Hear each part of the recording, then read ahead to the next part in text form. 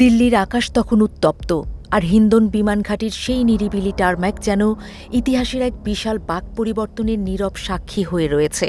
ঠিক ২ বছর আগের সেই আগস্টের বিকেলে যখন একটি সামরিক বিমানে চড়ে ভারতের মাটিতে পা রেখেছিলেন শেখ হাসিনা, তখন কেউ ঘুণাক্ষরেও টের পাননি এই আশ্রয় এক দীর্ঘস্থায়ী ও জটিল কূটনৈতিক ঝড়ের সূত্রপাত ঘটাবে।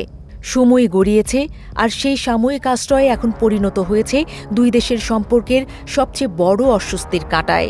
সম্প্রতি দিল্লির ফরেন করেসপন্ডেন্স ক্লাবে শেখ হাসিনার হঠাৎ এক অনলাইন লাইভ সাংবাদিক সম্মেলনে উপস্থিতি দ্বিপাক্ষিক সম্পর্ককে যেন নতুন করে আগুন জ্বালিয়ে দিয়েছে। বাংলাদেশের পররাষ্ট্র মন্ত্রণালয় থেকে তৎক্ষণাৎ এক কড়া ও ক্ষুব্ধ বিবৃতি জারি করে জানানো হয়েছে চরম প্রতিবাদ। ঢাকার স্পষ্ট অভিযোগ, ভারতের প্রচ্ছন্ন সমর্থন বা সবুজ সংকেত ছাড়া এমন একটি আন্তর্জাতিক মঞ্চে সাবেক এই প্রধানমন্ত্রী কিছুতেই অবতীর্ণ হতে পারতেন না, যা দুই প্রতিবেশী রাষ্ট্রের আস্থার পরিবেশকে আরও বেশি তলানিতে নিয়ে ঠেকিয়েছে। অন্যদিকে দিল্লি যতই কূটনৈতিক মারপ্যাচে দাবি করুক যে শেখ হাসিনা তার ব্যক্তিগত স্বাধীনতায় কথা বলছেন এবং এর সঙ্গে ভারত সরকারের কোনো সংশ্লিষ্টতা নেই, পর্দার পেছনের বাস্তবতা কিন্তু অন্য কথা বলছে।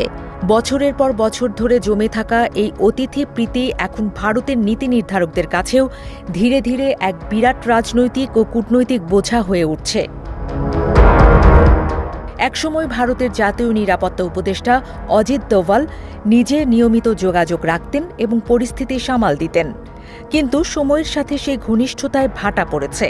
দোভালের ব্যস্ততা বাড়ার ফলে এখন গোয়েন্দা প্রধানদের উপর সেই দায়িত্ব বর্তালেও দিল্লির নীতি নির্ধারকদের দরবারে শেখ হাসিনার প্রতি সেই পূর্বের বিশেষ গুরুত্ব যে অনেকটাই ম্লান হয়ে গেছে তা বলাই বাহুল্য।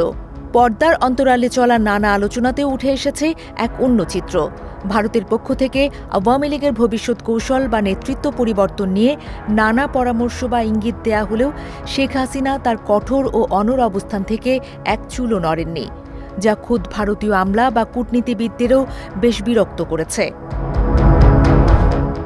দালাই লামার মতো কোনো মসৃণ কূটনৈতিক হাতিয়ার হয়ে ওঠার পরিবর্তে শেখ হাসিনা আজ দিল্লির জন্য এক স্পর্শকাতর পরীক্ষা হয়ে দাঁড়িয়েছেন।